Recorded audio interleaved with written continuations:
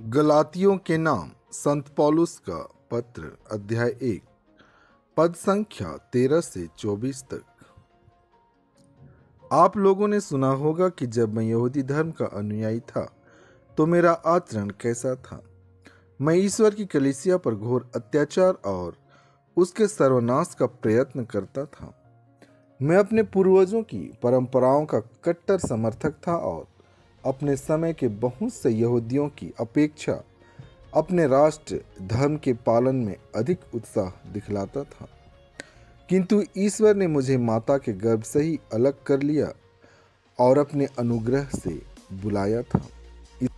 इसलिए उसने मुझ पर और मेरे द्वारा अपने पुत्र को प्रकट करने का निश्चय किया, जिससे मैं गैर यहूदियों में उसके पुत्र के सुसमाचार का प्रचार करूं।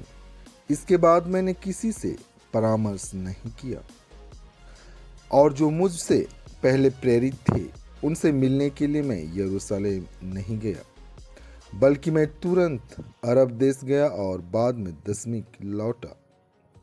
मैं 3 वर्ष बाद केफस से मिलने यरूशलेम गया और उनके साथ 15 दिन रहा। प्रभु के भाई याकूब को छोड़कर मेरी भेंट अन्य प्रेरितों में किसी से नहीं हुई। ईश्वर मेरा साक्षी है कि मैंने आपको जो लिखा है वह एकदम सच है। इसके बाद मैं सीरिया और किलिकिया प्रदेश गया। उस समय यहूदिया की मसीही कलीसियाएं मुझे व्यक्तिगत रूप से नहीं जानती थी। उन्होंने इतना ही सुना था कि जो व्यक्ति हम पर अत्याचार करता था वह अब उस विश्वास का प्रचार कर रहा है जिसका वह सर्वनाश करने का प्रयत्न करता था,